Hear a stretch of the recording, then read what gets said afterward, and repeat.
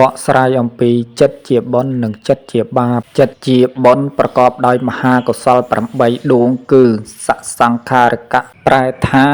មានអ្នកដតីបបួលដឹកនាំឲ្យធ្វើបុណ្យទៅធ្វើ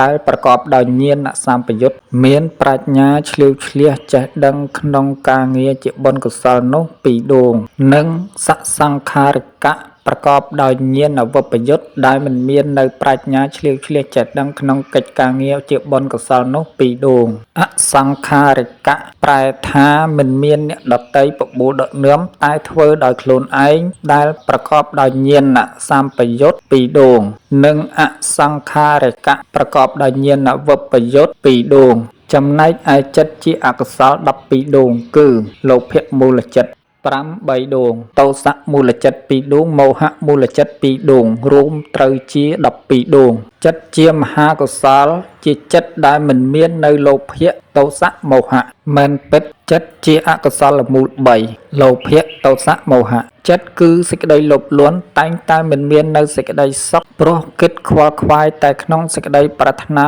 លោភលន់ចង់បានហួសហេតុពេកសេចក្តីលោភលន់នេះប្រកបដោយកាមតណ្ហាដ៏ក្រាស់ស្មឹកដែលធ្វើចិត្តចូលជន់ពោពេញទៅដោយរាគៈតណ្ហាប្រកបដោយសេចក្តីស្រេកឃ្លានក្នុងចំណង់គឺសេចក្តីប្រាថ្នាត្រូវការចង់បានដ៏យ៉ាងក្រាស់ក្រៃបំផុតដែលធ្វើចិត្តឲ្យសៅមងកកក់ល្អ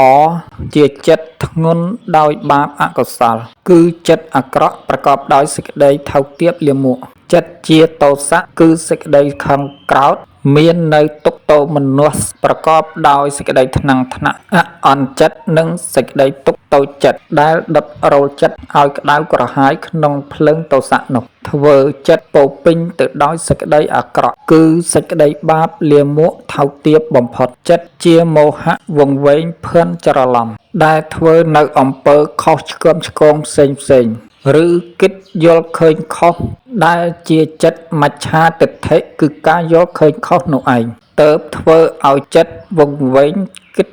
ខុសធ្វើខុសនៅក្នុងអំពើបាបដ៏លាមកអាក្រក់ផ្សេងចិត្តដែលជាអកុសលមូលគឺលោភៈទោសៈមោហៈទាំង3នេះជាចិត្តពោពេញ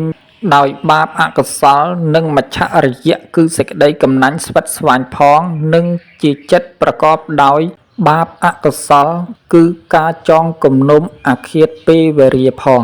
និងជាចិត្តវង្វេងក្នុងការគិតយល់ឃើញខុសហើយធ្វើនៅអំពើបាបលាមកដ៏អាក្រក់ថោកទាបផ្សេងផងមិនពិតចិត្តដែលជាកុសលធម៌គឺអលោភៈមិនមានសេចក្តីលោភអទោសៈមិនមានសេចក្តីខឹងក្រោធអមោហៈមិនមានសេចក្តីវង្វេងដែលជាចិត្តស្អាតបរិសុទ្ធហើយជាចិត្តមិនមាននៅសេចក្តីក្តៅក្រហាយចិត្តទុក្ខតូចចិត្តអន់ចិត្តនិងបដិខៈគឺសេចក្តីថ្នាំងថ្នាក់ចិត្តហើយនឹងមិនមាននៅការចងគំនុំអាឃាតពេវរាជាការពិតណាស់ចិត្តដែលប្រកបដោយអកុសលមូលចិត្តតែងធ្លាក់ទៅកើតក្នុងកំណើតអបាយភូមិ4គឺនរកប្រេតទេរឆានអសុរកាយក៏ប៉ុន្តែចំណែកឯចិត្តជាកុសលមូលតែងតែញ៉ាំងចិត្តឲ្យទៅកើតក្នុងកំណើតសុគតិភពជាឋានដ៏ខ្ពង់ខ្ពស់គឺមនុស្សនិងទេវតានិងបរមសុខពោលគឺបានដល់នៅព្រះនិព្វានព្រោះហេតុតែមិនមាននៅឆន្ទៈគឺរលត់សាបសូន្យអស់នៅវិញ្ញាណដែលមិនកើតចាស់ឈឺស្លាប់តទៅទៀតឡើយ